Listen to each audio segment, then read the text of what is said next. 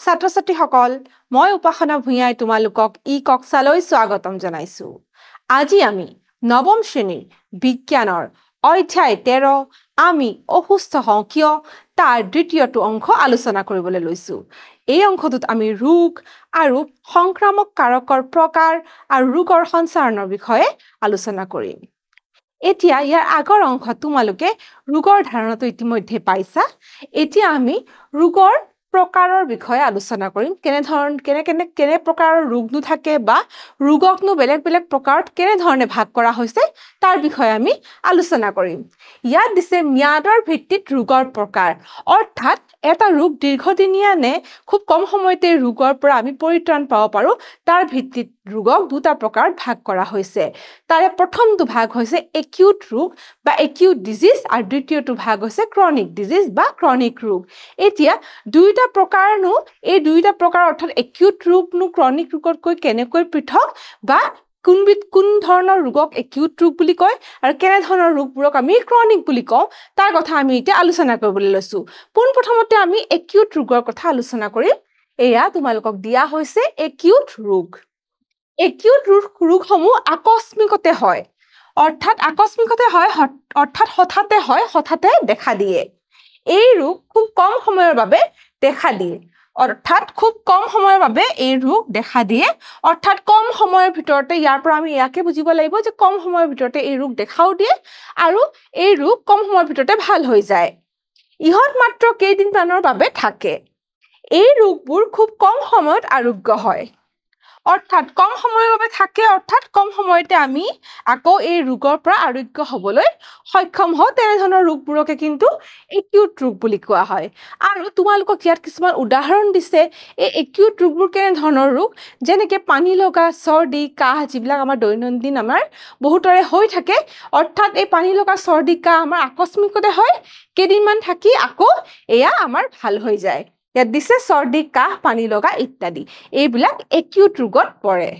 এতিয়া আমি ক্ৰনিক ৰোগৰ বিষয়ে আলোচনা কৰিম দ্বিতীয়বিধ ৰোগ সেয়া হৈছে ক্ৰনিক ৰোগ আৰু এইবিধ ৰোগক দীৰ্ঘম্যাদী ৰোগ বুলিও কয় অৰ্থাৎ দীৰ্ঘদিনীয়ভাৱে কিন্তু এই ৰোগ থাকে এবাৰ যদি এই ৰোগ হয় এই ৰোগ কিন্তু সহজে আৰোগ্য নহয়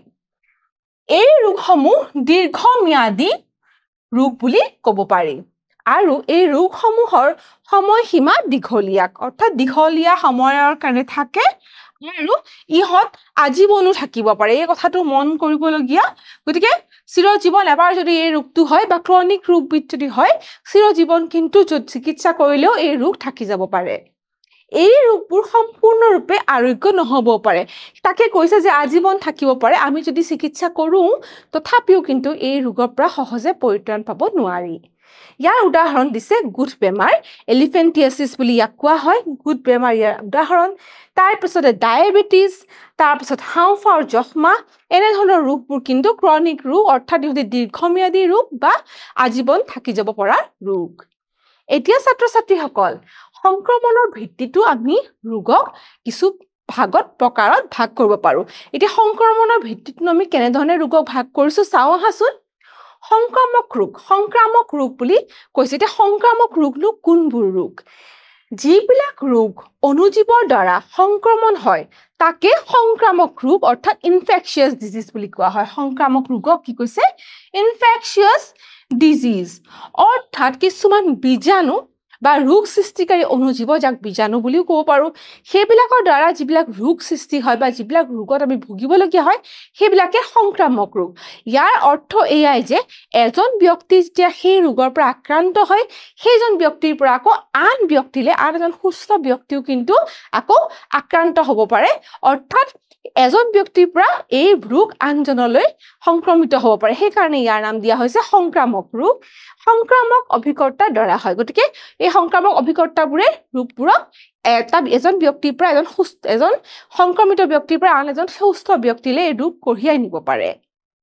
সংক্ৰমিত ব্যক্তিৰ পৰা সুস্থ ব্যক্তি সংক্ৰমিত হ'ব পাৰে আৰু তাকে সংক্ৰামক ৰোগ বুলি কয় উদাহৰণ দিছে পানী লগা যক্ষ্মা ইত্যাদি এইবিলাক ৰোগ কি হয় এজন যেতিয়া সংক্ৰমিত লোকৰ সংস্পৰ্শত আহিলে এজন সুস্থ লোকো কিন্তু বা সুস্থ মানুহ এজনো কিন্তু এই এনেকুৱা ধৰণৰ ৰোগবিলাকত আক্ৰান্ত হৈ পৰিব পাৰে ছাত্ৰ ছাত্ৰীসকল ইয়াৰ পিছত তোমালোকক দিয়া হৈছে অসংক্ৰামক ৰোগ ইতিমধ্যে আমি সংক্ৰামক ৰোগৰ কথা আলোচনা কৰিলো এতিয়া অসংক্ৰামক ৰোগনো কি সংক্ৰমিত আৰু সুস্থ ব্যক্তিৰ সংস্পৰ্শৰ দ্বাৰা বিয়পি নপৰা ৰোগক অসংক্ৰামক ৰোগ বুলি কয় গতিকে এজন সংক্ৰমিত ব্যক্তিৰ পৰা যি ৰোগ আন এজন সুস্থ ব্যক্তিলৈ কিন্তু সংক্ৰমণ বা বিয়পি পৰিব নোৱাৰে তেনেবিলাক ৰোগক কিন্তু অসংক্ৰামক ৰোগ বুলি কোৱা হয় যিবিলাক ৰোগ সংক্ৰামক অভিজ্ঞতাৰ দ্বাৰা সঞ্চাৰণ নহয় বা হ'ব নোৱাৰে এনে কিছুমান ৰোগৰ উদাহৰণ যদি দিব বিচাৰো তোমালোকে মন কৰিবা কেন্সাৰ আমি জানো কৰ্কট ৰোগ সেই ৰোগ কিন্তু এজন ব্যক্তিৰ পৰা এজন সংক্ৰমিত বা এজন কেন্সাৰৰ ভুক্তভোগী বা ৰোগীৰ পৰা আন এজন সুস্থ ব্যক্তি এজন যদি কেন্সাৰ বা কৰ্কট ৰোগীৰ সংস্পৰ্শত আহে সেই কৰ্কট ৰোগীজনৰ পৰা কিন্তু সেই সুস্থ জনলৈ বিয়পি নপৰে ঠিক তেনেদৰে উচ্চ ৰক্তচাপ ডায়েবেটিছ ইত্যাদি এইবিলাক কিন্তু কি হয় অসংক্ৰামক ৰোগৰ ভিতৰত পৰে ইয়াত দিছে ডায়েবেটিছ কেন্সাৰ এইবিলাক হৈছে অসংক্ৰামক ৰোগৰ উদাহৰণ এতিয়া ছাত্ৰ ছাত্ৰীসকল সংক্ৰামক ৰোগ আৰু অসংক্ৰামক ৰোগৰ বিষয়ে এখন তালিকাত তোমালোকক কি দেখুৱাইছে চাওঁ আহাচোন সংক্ৰামক ৰোগৰ কথা ইতিমধ্যে আমি কোৱাৰ দৰে এজনৰ পৰা আন এজনলৈ সংক্ৰমিত হয় গতিকে এজন সংক্ৰমিত ব্যক্তিৰ পৰা এজন সুস্থ ব্যক্তিলৈ কি হয় এয়া বিয়পি পৰিব পাৰে আনহাতে অসংক্ৰামক ৰোগত কি হয় এজন ব্যক্তিৰ পৰা আন এজন ব্যক্তিলৈ সংক্ৰমণ নহয় তাৰ পিছতে ৰোগৰ কাৰক অনুজীৱ গতিকে সংক্ৰামক ৰোগবোৰ কিন্তু ৰোগ সৃষ্টিকাৰী অনুজীৱ বা বীজাণুৰ পৰা হয় আৰু ইয়াত কৈছে ৰোগৰ কাৰক অভ্যন্তৰীণ কাৰক হ'ব পাৰে আৰু অসংক্ৰামক অভিজ্ঞতা অৰ্থাৎ অনুজীৱৰ দ্বাৰা কিন্তু নহ'ব পাৰে প্ৰত্যক্ষ সংস্পৰ্শ বা কোনো মাধ্যম যেনে বায়ু পানী ভেক্টৰৰ দ্বাৰা ৰোগ সংক্ৰমণ হয় গতিকে এনে ধৰণৰ কিছুমান যিটো মাধ্যম যেনেকৈ বায়ুৰ দ্বাৰা বা পানীৰ দ্বাৰা এইবোৰ ৰোগ কি হয় এজন সংক্ৰমিত ব্যক্তিৰ পৰা এজন সুস্থ ব্যক্তিলৈ বিয়পি পৰিব পাৰে আনহাতে অনুবংশিক বিসংগতিৰ কাৰণে হ'ব পাৰে গতিকে এজনৰ পৰা আনজনলৈ বিয়পি পৰিব নোৱাৰে কিন্তু অনুবংশিক বিসংগতি অৰ্থাৎ জেনেটিক এবনৰ্মেলিটিৰ কাৰণে কিন্তু এই ধৰণৰ অসংক্ৰামক ৰোগ হ'ব পাৰে তাৰ পিছতে দিয়া হৈছে বাহ্যিক কাৰকৰ বাবে হয় যিবিলাক সংক্ৰামক ৰোগ বাহ্যিক বাহিৰা কাৰকৰ বাবে হয় আৰু অসংক্ৰামক ৰোগবোৰ অভ্যন্তৰীণ কাৰকৰ বাবে হ'ব পাৰে যেনেকৈ কিছুমান ডেফিচিয়েঞ্চি ডিজিজ বা জেনেটিক এবনৰ্মেলিটিৰ কাৰণে যিবিলাক বেমাৰ হয় সেইবিলাক কিন্তু অসংক্ৰামক ৰোগৰ ভিতৰত পৰে তাৰ পিছতে কৈছে পৰিষ্কাৰ পৰিচ্ছন্নতাই এই ৰোগসমূহক হ্ৰাস কৰিব পাৰে গতিকে আমি যেহেতু ইতিমধ্যে আলোচনা কৰিছো যে সংক্ৰামক ৰোগবোৰ কিন্তু অনুজীৱৰ দ্বাৰা হয় গতিকে পৰিষ্কাৰ পৰিচ্ছন্ন পৰিৱেশত থাকিলে এই অনুজীৱবোৰৰ পৰা যিবোৰ ৰোগ হয় তাৰ পৰা আমি হাত সাৰিব পাৰো আনহাতে অসংক্ৰামক ৰোগবোৰৰ ক্ষেত্ৰত কিন্তু পৰিষ্কাৰ পৰিচ্ছন্নতাৰ খুব বিশেষ প্ৰভাৱ এটা নাথাকে ইয়াত দিয়া হৈছে সংক্ৰামক ৰোগৰ উদাহৰণ যেনে কলেৰা মেলেৰিয়া ইত্যাদি আৰু অসংক্ৰামক ৰোগৰ উদাহৰণ দিছে এয়া ডায়েবেটিছ কেন্সাৰ ইত্যাদি ইয়াৰ পিছতে ছাত্ৰ ছাত্ৰীসকল আমি এতিয়া সংক্ৰামক ৰোগ আৰু সংক্ৰামক কাৰক তাৰ বিষয়ে আমি এতিয়া আলোচনা কৰিম ইয়াত কি কৈছে তোমালোকে চোৱাচোন ৰোগ সৃষ্টি কৰা জীৱসমূহে কেতিয়াবা ৰোগৰ বাহক আৰু কেতিয়াবা অভিকৰ্তা হিচাপে কাম কৰে গতিকে কিছুমান যিবিলাক অনুজীৱ বা জীৱসমূহে যি ৰোগ সৃষ্টি কৰে কেতিয়াবা ইহঁতি বাহক হিচাপে বা কেতিয়াবা অভিকৰ্তা হিচাপে ইহঁতি কাম কৰে অৰ্থাৎ ৰোগ বিয়পাবলৈ সক্ষম হয় এতিয়া চোৱাচোন এইবিলাক দেখুওৱা হৈছে অনুজীৱ ভাইৰাছ যাৰ কাৰণে বহুতো ৰোগ হয় ভাইৰাছজনিত যিবিলাক ৰোগ যেনেকৈ ইনফ্লুৱেঞ্জা পানী লগা চৰ্দি সেইবিলাক ভাইৰাছজনিত তাৰপিছত বেক্টেৰিয়াজনিত কিছুমান ৰোগ আছে বেক্টেৰিয়া কিছুমান ৰোগ সৃষ্টি কৰে তাৰপিছত আদ্য প্ৰাণী এই আদ্য প্ৰাণীৰ পৰা হোৱা এটা ৰোগ হৈছে যেনেধৰণৰ মেলেৰিয়া এইবিলাক আকৌ ভেঁকুৰৰ কাৰণে বিভিন্ন চৰ্মৰ ৰোগ হয় স্কিন ডিজিজ হ'ব পাৰে আকৌ কৃমিৰ কাৰণেও কিছুমান ৰোগ হয় যেনে আমাৰ এলিফেন্টিয়াছিছ বা গুড বেমাৰ এই কৃমি জাতীয় অনুজীৱৰ কাৰণে হয় ছাত্ৰ ছাত্ৰীসকল এতিয়া ভাইৰাছৰ কথা দিছে ভাইৰাছজনিত ৰোগসমূহ এতিয়া ভাইৰাছে কেনেধৰণৰ ৰোগ সৃষ্টি কৰে আমি তাতে এতিয়া আলোচনা কৰিম তোমালোকক এটা চিত্ৰ দেখুওৱা হৈছে এই চিত্ৰটোলৈ মন কৰাচোন এটা ল'ৰা কি কৰিছে হাঁচি আছে নেকি আৰু এখন ৰুমালেৰে নাকটো ধৰি দিছে এতিয়া ইয়াত তাকে বুজাইছে যে পানী লগা হয়তো তেওঁৰ হৈছে গতিকে পানী লগা এনেধৰণৰ ৰোগ ভাইৰাছজনিত ৰোগ লগতে দিছে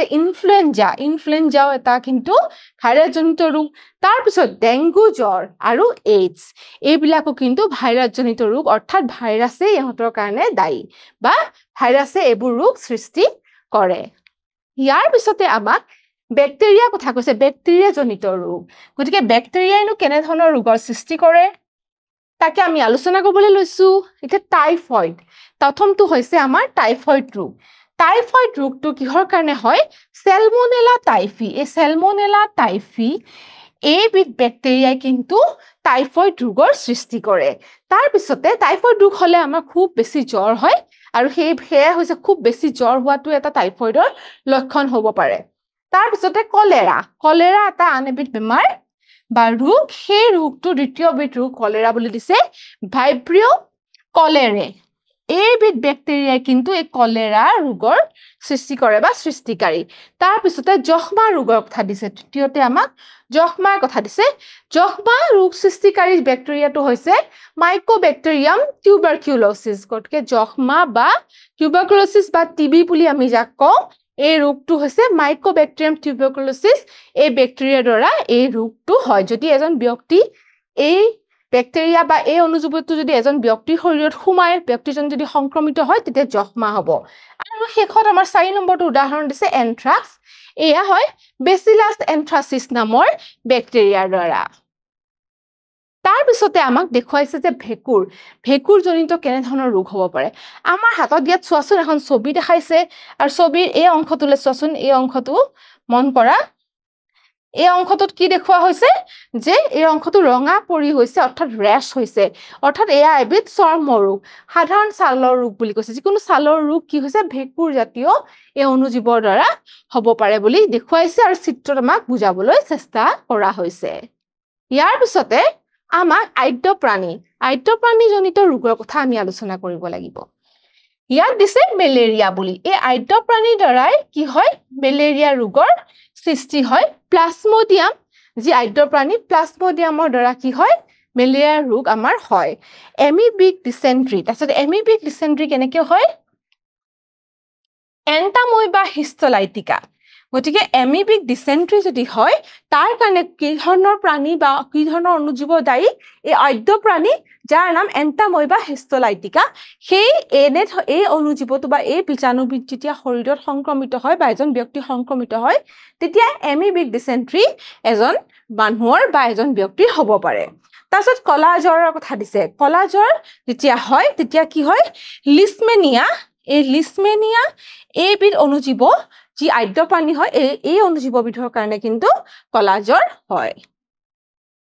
ইয়াৰ পিছতে কৃমিৰ কথা কৈছে কৃমিজনিত ৰোগৰ কথা আলোচনা কৰিবলৈ যাওঁতে তোমালোকে ছবিখন চোৱাচোন এইফালে এটা প্ৰথম চিত্ৰখনত দেখুৱাইছে এটা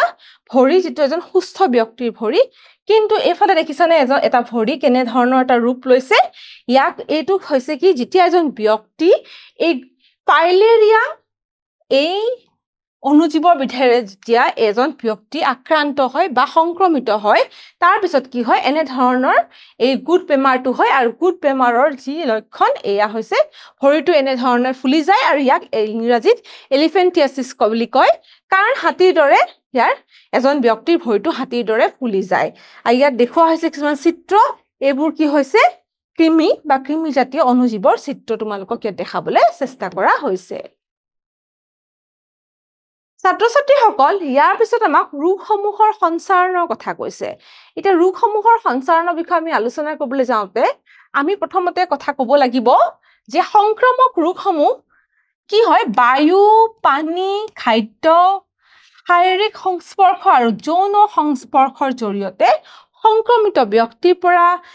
এজন সুস্থ ব্যক্তিলৈ বিয়পিব পাৰে গতিকে আমি মন কৰিবা কেনে ধৰণে ৰোগ এজন সংক্ৰমিত ব্যক্তিৰ পৰা সুস্থ ব্যক্তিলৈ যায় বায়ুৰ দ্বাৰা যাব পাৰে পানীৰ দ্বাৰা যাব পাৰে খাদ্যৰ দ্বাৰা যাব পাৰে আকৌ শাৰীৰিক সংস্পৰ্শ আৰু যৌন সংস্পৰ্শ এই দুটাৰ দ্বাৰাও কিন্তু এজন সংক্ৰমিত ব্যক্তিৰ পৰা এজন সুস্থ ব্যক্তি কি হৈছে ৰোগীয়া হ'ব পাৰে এতিয়া বায়ুজনিত ৰোগ অৰ্থাৎ বায়ুৱে কোনবিলাক ৰোগ কঢ়িয়াই নিয়ে অনুজীৱীয় অভিজ্ঞতাবোৰ আক্ৰান্ত ব্যক্তিৰ পৰা আন বায়ুৰ যোগেদি আন এজন ব্যক্তিলৈ বায়ুৰ যোগেদি সঞ্চাৰণ হয় গতিকে বায়ুৰ যোগেদি সঞ্চাৰণ হ'ব পাৰে গতিকে এজন ব্যক্তি যদি কিবা এটা বেমাৰত ভুগি আছে পানী লগা চৰ্দি বা কাহত ভুগিছে ধৰি লৈছো এটা উদাহৰণ হিচাপে তেনে এজন ব্যক্তিয়ে যদি হাঁচি আই দিয়ে তেতিয়া হলে হাঁচিৰ লগত তেখেতৰ মুখৰ পৰা ওলোৱা থুৰ সৰু সৰু টোপালবিলাক যদি বায়ুত মিহলি হৈ যায় আৰু সেয়া যেতিয়া বায়ুৱে কঢ়িয়াই নিয়ে আন এজন সুস্থ ব্যক্তিৰ শৰীৰত যেতিয়া প্ৰৱেশ কৰে সেই সৰু সৰু কণাবোৰৰ লগত কিন্তু বীজাণু প্ৰৱেশ কৰে আৰু তাৰ ফলত সুস্থ ব্যক্তিজনো কিন্তু সংক্ৰমিত হৈ যাব পাৰে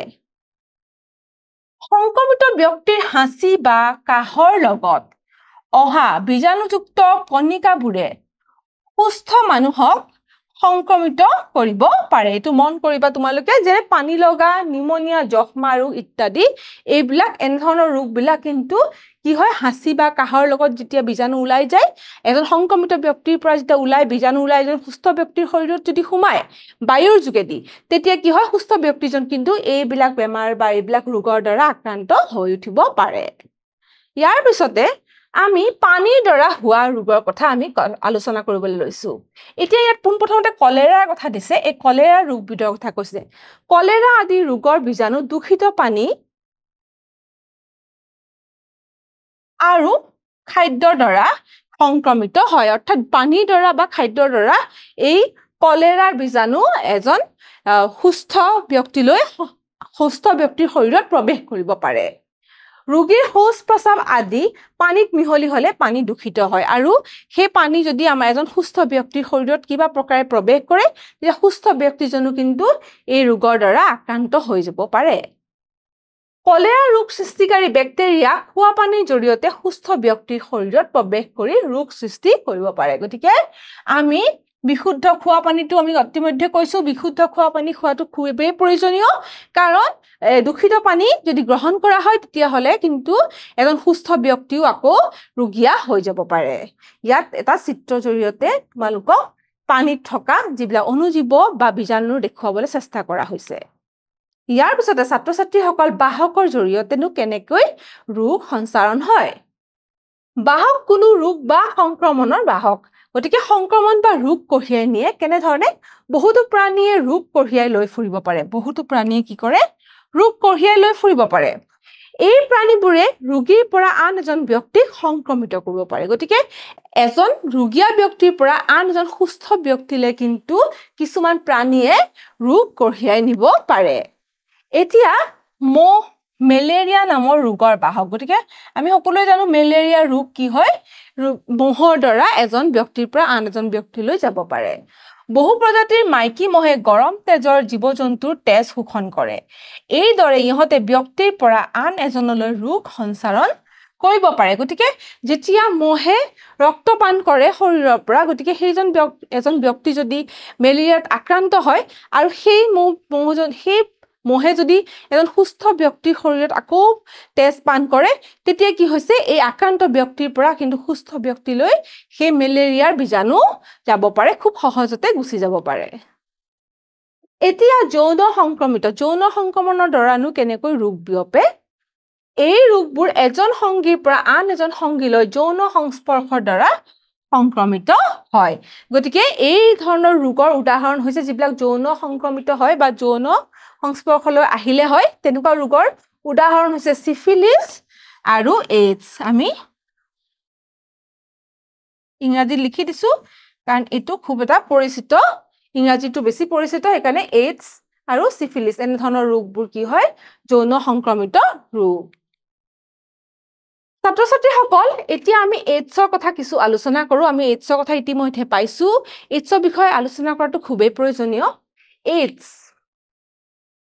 acute immunodeficiency syndrome তাক এইডছ বুলি কয় গতিকে এইডছৰ কাৰণ এইডছ কেনেকৈ হয় গতিকে এইডছও এবিধ ভাইৰাছৰ কাৰণে হয় হিউম্যান ইমিউনোডেফিচিয়েন্সি ভাইৰাছ গতিকে এই হিউম্যান ইমিউনোডেফিচিয়েন্সি ভাইৰাছৰ কাৰণে যাক HIV ভাইৰাছ বুলি কয় বা HIV বুলি কয় এই নামেৰে জনাজাত গতিকে এইবিধ ভাইৰাছৰ কাৰণে আমাৰ এজন ব্যক্তিৰ এইডছ হ'ব পাৰে নামৰ এবিধ ৰেট্ৰ ভাইৰাছৰ দ্বাৰা হয় বুলি কৈছে আক্ৰান্তৰ পৰা সুস্থ ব্যক্তিলৈ এইডছ সংক্ৰমণ ঘটে গতিকে এইডছ এবিধ সংক্ৰামক ৰোগ এজন আক্ৰান্ত ব্যক্তিৰ পৰা এজন সুস্থ ব্যক্তিলৈ এই এইডছ সংক্ৰমণ হ'ব পাৰে বুলি কৈছে যৌন সংস্পৰ্শৰ জৰিয়তে এতিয়া কেনেকৈ এইডছ এজন ৰোগীয়া এইডছ ৰোগীৰ পৰা এজন সুস্থ ব্যক্তিলৈ কেনেকৈ যাব পাৰে এই যৌন সংস্পৰ্শৰ জৰিয়তে তাৰ পাছতে তেজৰ জৰিয়তেও যাব পাৰে যদি এজন সংক্ৰমিত ব্যক্তিৰ পৰা যদি সুস্থ ব্যক্তিলৈ তেজ যদি কিবা প্ৰকাৰে সোমায় তেনেহলে কিন্তু সেই সুস্থ ব্যক্তিজনো এইডছৰ দ্বাৰা আক্ৰান্ত হ'ব পাৰে সংক্ৰমিত বেজি বা ব্লেড আদি ব্যৱহাৰ যদি কৰা হয় তেতিয়াও এইডছ হ'ব পাৰে এই ৰোগ সংক্ৰমিত মাতৃৰ পৰাও ভ্ৰূণলৈ সংক্ৰমিত হ'ব পাৰে গতিকে যেতিয়া এগৰাকী মহিলা যেতিয়া গৰ্ভৱতী হৈ থাকে তেতিয়া মহিলাগৰাকীৰ যদি এইডছ থাকে তেতিয়াহলে কিন্তু ভ্ৰূণটোৰো বা হ'বলগীয়া সন্তানৰো এইডছ হ'ব পাৰে এইডছৰ প্ৰতিৰোধ এতিয়া আমি এইডছটো কেনেকৈ প্ৰতিৰোধ কৰিম সংক্ৰমিত তেজ সঞ্চালনৰ পৰা বিৰত থাকিব লাগে গতিকে আমি HIV টেষ্ট কৰিব লাগিব গতিকে সংক্ৰমিত তেজ সঞ্চালনৰ পৰা বিৰত থাকিবৰ কাৰণে কি কৰিব লাগিব HIV টেষ্ট বা পৰীক্ষাগাৰত বা ল্যাবৰেটৰীত কৰিব লাগিব সদায় ডিসপোজেবল বেজি আৰু সিৰিঞ্জ ব্যৱহাৰ কৰিব লাগে গতিকে হস্পিটাল ইত্যাদিত ডিসপোজেবল বেজি আৰু সিৰিঞ্জহে ব্যৱহাৰ কৰা হয় ডিসপোজেবল বেজি আৰু সিৰিঞ্জৰ অৰ্থ এইটোৱে যে এবাৰ ব্যৱহাৰ কৰাৰ পিছত কিন্তু সেই বেজি বা সিৰিঞ্জ আকৌ নিষ্কাশন কৰা হয় বা পেলাই দিয়া হয় পুনৰ দুবাৰ আৰু পুনৰ ব্যৱহাৰ কৰা নহয় অসুৰক্ষিত যৌন সংস্পৰ্শ পৰিহাৰ কৰা গতিকে অসুৰক্ষিত যৌন সংস্পৰ্শ কৰিব নালাগে তেনে ধৰণে সেইবিলাক হৈছে আমাৰ এইডছৰ প্ৰতিৰোধৰ ব্যৱস্থা ছাত্ৰ-ছাত্ৰীসকল আজি আমি আমাৰ এই অংশটোত ৰোগৰ বিষয়ে আলোচনা কৰিলো ৰোগৰ প্ৰকাৰৰ আলোচনা কৰিলো আৰু ৰোগ কেনেকৈনো সঞ্চালন হয় তাৰ বিষয়ে আলোচনা কৰিলো এতিয়া আমি মূল্যায়নৰ প্ৰশ্ন কেইটামান কৰিবলৈ চেষ্টা কৰো প্ৰথম প্ৰশ্নটোত আমাক কি সুধিছে চাওঁ আহাচোন ইয়াত আমাক সুধিছে তলৰ কোনটো একিউট ৰোগৰ উদাহৰণ নহয় বুলি কৈছে এতিয়া পানী লগা চৰ্দি কৰ্কট ৰোগ আৰু মূৰৰ বিষ এতিয়া পানী লগা চৰ্দি আৰু মূৰৰ বিষ এই তিনিটা কিন্তু একিউট ৰোগে হয় কৰ্কট ৰোগ হৈছে ক্ৰনিক ৰোগ গতিকে এয়াই হৈছে শুদ্ধ উত্তৰ ইয়াৰ পিছৰ প্ৰশ্নটো চাওঁ আহাচোন ইয়াত আমাক সুধিছে এইডছ তলৰ কোনটোৰ বাবে হয় গতিকে এই এইডছ ৰোগটো তলৰ কোনটোৰ বাবে হয় ক HIV খ সেলমোনেলা টাইফি গ ভাইব্ৰিও কলেৰে ঘ ওপৰৰ এটাও নহয় ইতিমধ্যে আমি পাই আহিছো যে এইডছ হয় হিউম্যান ইমিউনো ডেফিচিয়েন্সি ভাইৰাছ গতিকে HIV পৰা আমাৰ এইডছ হয় ছাত্ৰ-ছাত্ৰীসকল আজি আমি আমাৰ এই অংশটোত ৰোগ আৰু ৰোগৰ প্ৰকাৰৰ কথা আলোচনা কৰিলো ৰোগৰ সঞ্চাৰণৰ কথাও আলোচনা কৰিলো আৰু মূল্যায়নৰ প্ৰশ্নও কৰিলো আজি আমাৰ এই অংশটো ইয়াতে সমাপ্ত হ'ল পৰৱৰ্তী অংশত আমি আন কিছুমান কথা আলোচনা কৰিম আজিলৈ আহো ধন্যবাদ